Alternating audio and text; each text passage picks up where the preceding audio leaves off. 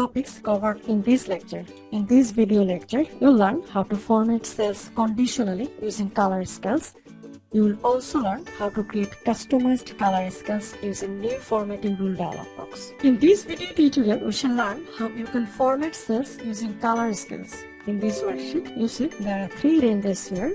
The data in the ranges are actually same. I'm going to format the first range using a single conditional formatting rule and the second range using separate rule for each region. There are 3 regions here: Western region, Central region and Eastern region. As I shall format the first range using a single conditional formatting rule, so I select the whole range. Conditional formatting. In the color scales submenu, there are 12 built-in color scales. Move the mouse pointer over the color scales. You will see immediate changes in the range.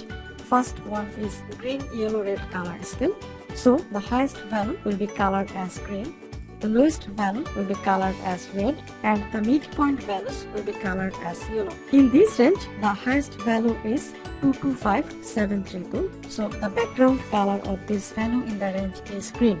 The lowest value is 95,263. So the background color of the lowest value in the range is red. The values that are near the average value 173176 have yellow background color. The next one is red, yellow, green color scale. The highest value has background color red, the lowest value has background color green, and the midpoint values have yellow background color. The other values are filled with gradients of these colors. I apply the first one, the green, yellow, red color scale. From this type of formatting, it is easy to identify that maximum sales happened in the Western stores. The performance of the Central stores are very poor and Eastern stores have moderate sales. The highest sales occurred in the month of January in a store in the Eastern region.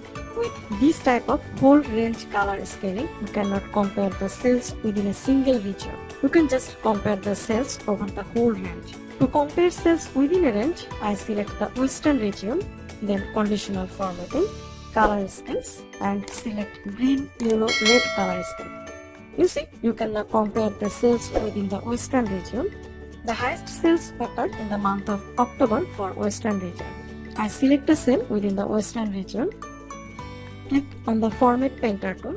The format is copied. I select all the cells in the Central region. Same format is now applied on the Central region. I select a cell again in the Western or in the Central region, then click on the Format Painter tool and select all the cells in the Eastern region. Highest sales occurred for the Central region in the month of November. For Eastern region, it is in the month of January. You can also apply custom color scale rule to a range. I select this whole range, conditional formatting. In color scales, I choose more rules. New formatting rule dialog box appears. In the format style, by default, 2 color scale is selected. Minimum value has 1 color, maximum value has another color. You can change the color. I select 3 color scale. For minimum value, I select blue color. For midpoint value, I select orange accent 6 theme color. And for maximum, I select this green color. I click OK. You see, you have created your own color scale, though the color choice was not so smart. So this is how you can work with the color scales to format cells. These are the key takeaways from this lecture. You will get the downloadable copy of it with the exercise files and also in the lecture resources window. This summary will help you to grab the overall discussion of the video, print it or use it in your own way. Summary of the lecture. In this video lecture, you have learned how to compare cell values using color scales. You have worked with 12 built-in color scales and you have created your own custom color scales.